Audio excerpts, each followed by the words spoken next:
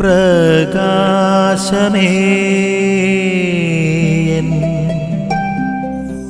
മിഴി തുറക്കുക വേഗം.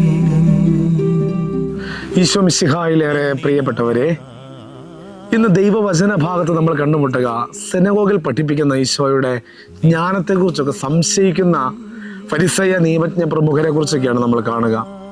ഇവൻ ആ തച്ചൻ്റെ മകനല്ലേ, ഇവൻ എവിടെ നിന്നാണ് ഈ ജ്ഞാനം, ഇവൻ എങ്ങനെയാണ് ഇങ്ങനെ ദൈവിക കാര്യങ്ങൾ പറയുന്നത് എന്നൊക്കെ പറഞ്ഞുകൊണ്ട് ക്രിസ്തുവിൻ്റെ ജ്ഞാനത്തെ പരിഹസിക്കുന്ന, വ്യംഗ്യാർത്ഥത്തിൽ പരിഹസിക്കുന്ന നിയമജ്ഞ ഫരിസേയരുടെ മനോഭാവങ്ങൾക്കെതിരെയാണ് ഈശോ വളരെ വ്യക്തമായി ഇവിടെ സംസാരിക്കുക. ദൈവവചന ഭാഗത്തോടുകൂടി പ്രവാചകൻ സ്വദേശത്ത് അവഗണിക്കപ്പെടുമെന്ന് സൂചിപ്പിക്കുന്ന ഈശോ പിന്നീട് ആ ദേശത്ത് അവരുടെ അവിശ്വാസം മൂലം ഒരു അത്ഭുതങ്ങളും പ്രവർത്തിച്ചില്ല എന്നാണ് വചനം പറയുക.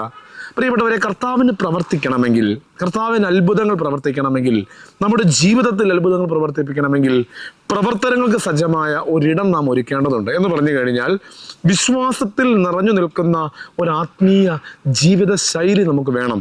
വിശ്വാസത്തിൽ ശക്തമായി നിറഞ്ഞു നിൽക്കുന്ന ഒരു ആത്മീയ ഇടങ്ങളിൽ മാത്രമേ കർത്താവിൻ്റെ സൗഖ്യവും കർത്താവിൻ്റെ അത്ഭുതങ്ങളും ഉണ്ടാവുകയുള്ളൂ. നമുക്ക് ആത്മാർത്ഥമായി പ്രാർത്ഥിക്കാം, നമ്മുടെ വിശ്വാസം വർദ്ധിപ്പിക്കണമേ എന്ന്.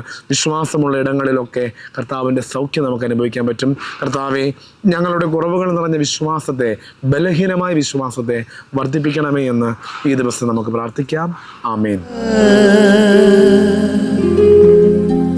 നിൻ വഴിയേ